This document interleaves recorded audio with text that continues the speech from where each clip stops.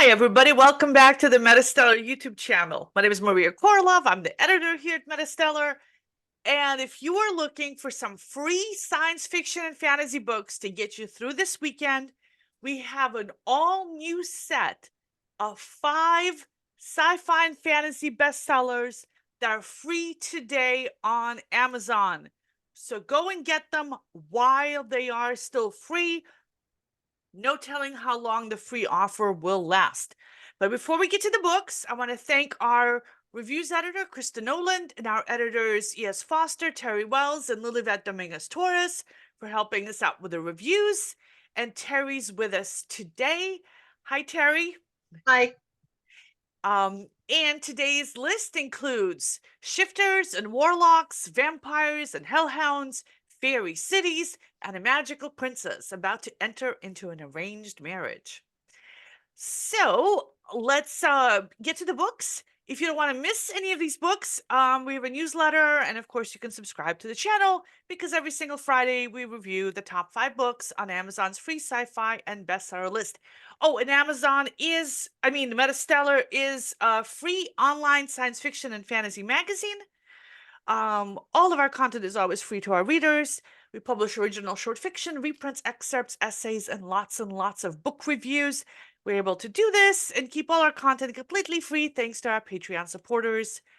And we've just completed our spring submission cycle, and a whole brand new crop of new science fiction and fantasy short stories is already being posted on our site. Thanks to your contributions. Thanks, guys. Okay, let's get to the books. Book number 5 on today's list. Let me make that a little bigger for you guys. Here you go. The Case of the Night Mark by Arizona Tape. It's the first of 4 books in the Samantha Rain Mysteries, an urban fantasy series.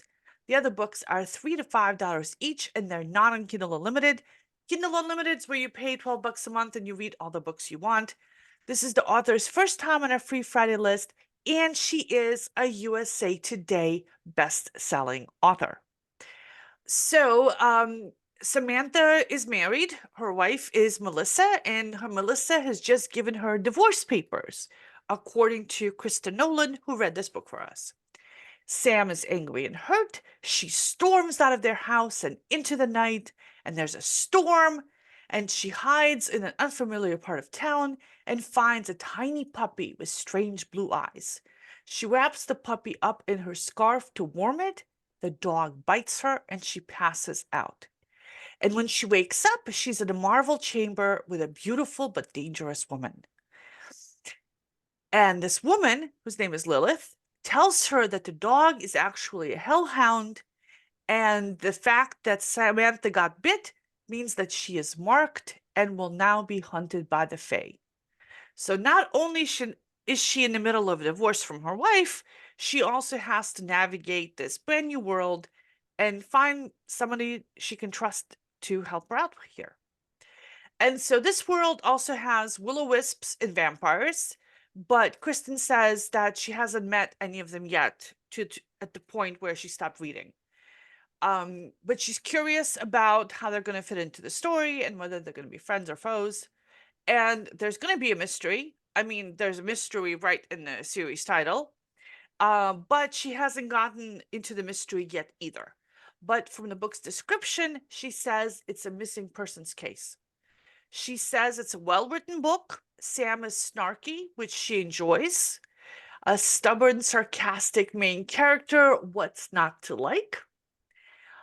But Kristen says, other than that, and the fact that she's got issues with her wife and she's angry about it, we don't get too much of a sense of their relationship, why they're getting divorced. And even when Sam is thinking about stuff, she doesn't think about what happened, why divorce is happening. So maybe that's going to come later. But Kristen says she's curious about what the problems could be. But she says she's not going to stick with a book. She likes her snarky attitude. She is a fan of mysteries, but she didn't get sucked into the book. And to the point where she read it's not clear what the mystery is going to be. So she's not going to be sticking with it. But she says that fans of Fae and of urban fantasy mysteries might enjoy it. That's so on a personal note, I will check that out because I love books with GLBT characters. I like urban fantasy, and I do like kick-ass private detectives who are snarky and sarcastic. That is like my genre. Okay, next we have A Shift in Shadows by Maddox Gray, the first of 6 books in the Lost Legacies fantasy romance series. The other books are $3 to $4 each, and they're not on Kindle Unlimited. And this is the author's first time on our Free Friday list. And TERRI read this. TERRI, what did you think of this book? Well, I think it might have some characters and things in it that you might like, Maria. First of all, let me tell you, this book features an all too common trope that I really love to hate: enemies to lovers. On the plus side, it requires some serious character growth and development to come off convincingly, and the Amazon description includes supernatural creatures and dark magic. And I'm always interested to see how an author interprets and mixes these elements. So let's dig in. Our heroine, Nime, is a 400-year-old feline shapeshifter and magic user who a century ago used to love Sebastian, who's a warlock. Now she's been trying to kill him for decades to get vengeance. We get a clue as to why in chapter 2, though what he does to her in the prologue, long after she started her vengeance obsession, would have been reason enough. So an old friend of hers, a vampire named Magus, rescues her from Sebastian's imprisonment, and they must fight their way out past the vampires who've been holding Nemain captive and torturing her, all on Sebastian's orders. Some time passes. Nemain is now free, but suffering from PTSD. She's having nightmares and panic attacks. Every time she has a panic attack, her magic tries to bust out, and she's not always able to control it. And as a result, she's destroyed, well, more than one house. Magus stayed with her to help her heal. Now, he's not a romantic interest. He's more like an uncle to her. Nemain is staying in a place that was pretty much custom built to accommodate her by a daemon, a former lover of hers, who is now one of her best friends. The place includes a lot of space for sparring, with lots of different weapons on the wall that Nemain has accumulated in the time she's been free again. We see Nemain and Magus sparring. He always beats her, even though she's been doing martial arts since she was big enough to hold a weapon. Magus is a vampire, and Nemain thinks he might be over 600 years old, which would make him one of the first vampires. Now, vampires aren't well liked in the magical community of this world, which includes warlocks, shapeshifters, fae, and daemons. Nemain grew up in the human realm and has been to the other realms, and now she tends to stay in the human one to avoid fae and demon politics. Apparently, you can't escape that. Near her birthday, which would be the first anniversary of when Sebastian kidnapped her, Nemain decides she wants to see her friends, but in the back of her head, she's afraid she's going to be kidnapped again. Now, I enjoy urban fantasy. This one seems to have some interesting world building. I'm not sure how I feel about Nemain. She has her share of flaws, but I can cut her some slack due to her mental state. I really hope that Sebastian doesn't end up being the enemy that becomes her lover again. After what he's done, I don't see how he can be redeemed. Honestly, I am not sure if I will stick with this book. I got the sense that the actual love interest would be appearing in chapter 3, and she is LGBTQ. I will say that, because she has had some previous lovers that were women, and Sebastian did some bad things to them. But I will say, if you're the sort who likes romances with kick-ass but emotionally damaged protagonist, urban fantasy with some interesting world building and some pretty intense action and conflict, you might enjoy this book. All right, thanks. Okay, so book number 3. Let me make that a little bigger for you guys. There you go. Spellbound After Midnight by Jenna Collett is the first of 5 books in the Ever Dark, Ever Deadly fantasy romance mystery series. The other books are $2 to $4 each, and they are in Kindle Unlimited. And this is the author's first time on our Free Friday list. Lilibet Dominguez Torres read this for us, and since she's not here today, I'm going to tell you what she thought of it. So this book is a retelling of the Cinderella story, but it's not like anything that Lilibet has read before. So instead of following Cinderella's story, we follow the story of the fairy godmother, or what passes for a fairy godmother here, who is Tessa Daniels. So Tessa's mother died, and ever since then, her magic has been all over the place. Her spells are backfiring, her potions have terrible side effects, nothing ever goes right, and her magic problems aren't the only issue she's having. She's also in debt to a gang leader and is on the brink of losing her mother's magic shop if her spells keep going wrong. And then she decides to help poor Ella Lockwood get ready for the prince's ball with a fancy magic dress and glass slippers, and her life only gets worse because Ella Lockwood was murdered, and that makes Tessa a suspect. So that's a twist that came out of nowhere. So Lilibet says that she completely enjoyed reading the first few chapters of this book. The pace of the story is quick and enjoyable. The characters are funny and interesting. And she says she can't wait to see what's going to happen with the detective. And she definitely recommends this to everyone looking for a quick and fun fantasy retelling. And yeah, that's my jam too. So I'm going to be checking this book out. I'm gonna have a good weekend. I've got stuff to do. Okay, book number 2. The Fairy Throne. Oh, let me make that bigger for you guys. There we go. The Fairy Throne by Belle Manuel is the first book in the Chronicles of Shael, a dark fantasy series. This book is in Kindle Unlimited, and it's the author's first time on the Free Friday list. E.S. Foster read this for us. But since Emma isn't here to read her review, TERRI will tell us what Emma thought. So, TERRI, you're up. So Emma relates that the story takes place in a world where fairies and humans are constantly at war with each other. In the prologue of sorts, we learn that not long after the gods created the fairies descended into centuries of debauchery, forgetting that they were supposed to be warriors. However, the entire race recently came to their senses after realizing how humans have persecuted them for their magic. They began beating back the humans, living one of the strongest fairy kingdoms. Then we meet Dristan, a powerful leader of a group called Death Fairies. Dristan uses his magic to reap the souls of the humans he attacks in battle. He has just helped lead another battle against the remaining humans when he hears the news from a messenger that the king has been killed and his son is set to be crowned the new king later that week.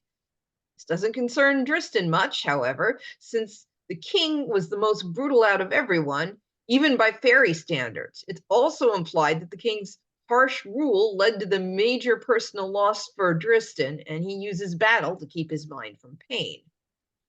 Dristan wanders through the wreckage, killing one last human who is already dying of his wounds. He enters a seemingly abandoned house and discovers 2 small human children inside a closet. The boy attempts to fight back while the girl mostly stays silent. Out of personal guilt and memory of his own loss, he takes the 2 children with him. The story then shifts to Lizerly, the human girl who was taken in by Dristan and who now lives with her brother in a small village and calls Dristan her father. We learn a little about her, including how she tutors some fairy children.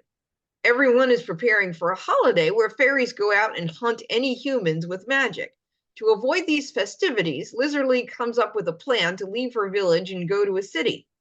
But entering that city as a human is illegal, and Lizerly eventually comes to regret it. Her punishment is to serve the 3 princes of the fairy court, and as the human resistance grows, she must start making difficult decisions about where her loyalties lie. Emma relates that when I started reading this, she thought the idea of war between fairies and humans was interesting, even if it was a concept she'd heard before. The story felt like it could take the ideas it introduced in new and exciting directions. Her biggest qualm was that there was a lot of exposition. To her, it also felt that the book included certain elements that seemed out of place. For example, Lizardleaf frequently buys and reads romance books from the village bookstore, which definitely makes me think of a character in a more modern setting. If you think fairies, dark elements, and romance, however, or if you like fairies, dark elements, and romance, however, check out this book and binge it over the weekend. Thanks. Before we go on to book number 1, today's top sci-fi and fantasy bestseller, I want to thank our Patreon supporters.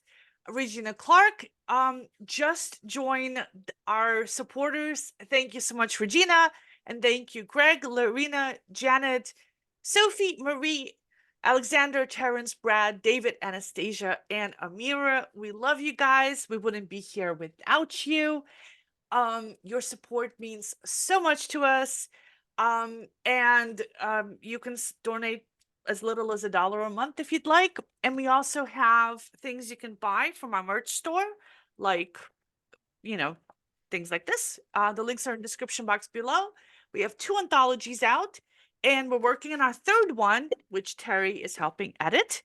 And we also have t-shirts and stuff. And I'm wearing the newest one, but I think I'm going to adjust it. So this is a spaceship that one of our artists drew.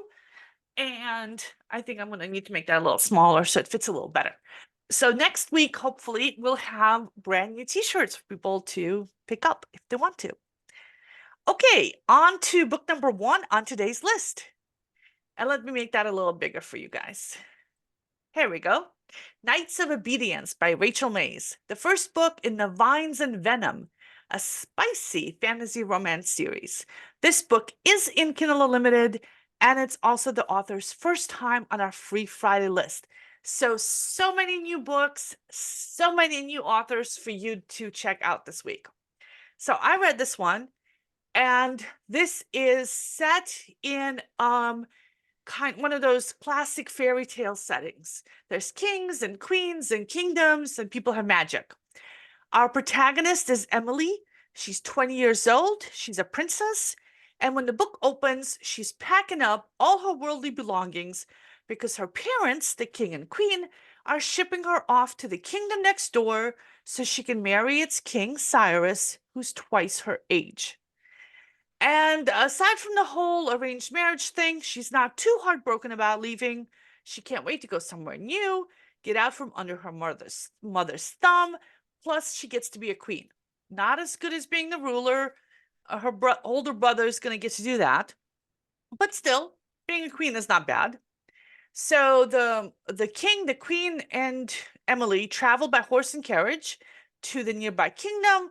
We learn a little bit about the politics of this region, and we also learn that Emily has magical abilities. She can control the air.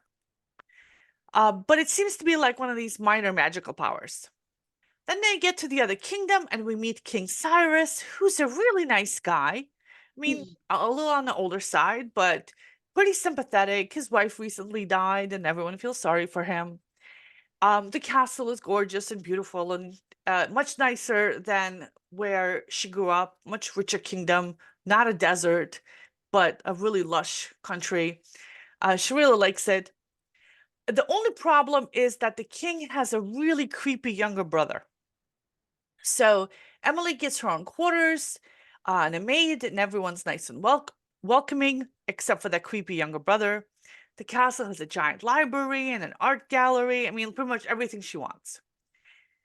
Then the king asks that creepy younger brother, Landon, to show Emily around the castle, and they nearly come to blows.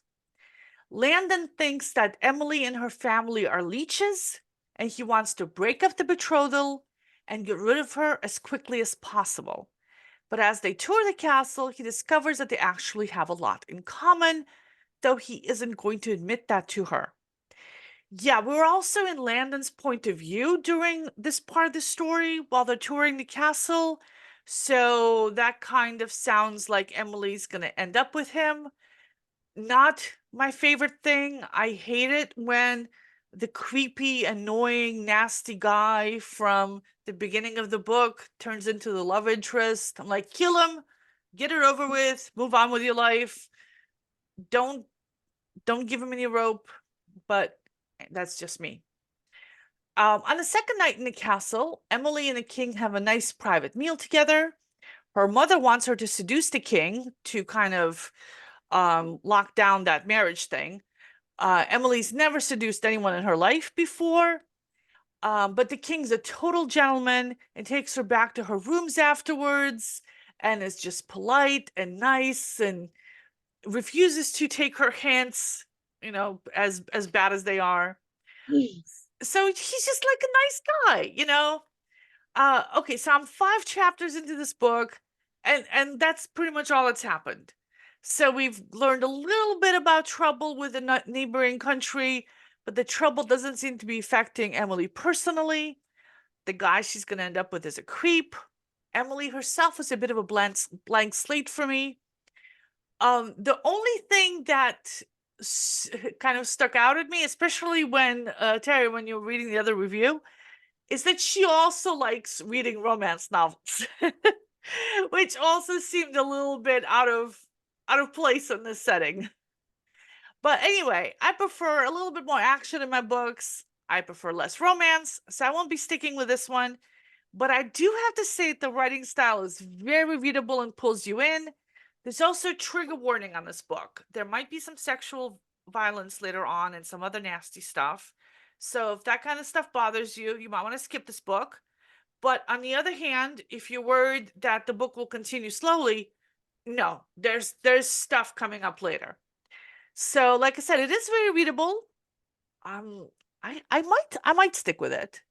Because like I said, it is very readable and there is going to be some action later on. So that's it for today's books. Are you going to be reading any of these? Let us know in the comments. And let us know if you want us to do more and different kinds of book reviews. We're thinking about like starting up a new segment and would love your ideas. And don't forget to like and subscribe to our channel for more bookish content. Subscribe to our newsletter so you don't miss these books. You'll get them in your email every Friday afternoon. We also do a weekly writing advice roundup and lots of other stuff, plus, of course, the original short fiction that we publish. Thanks, everybody. Thanks, TERRI, for joining me. And we'll see you all next Friday. Bye-bye.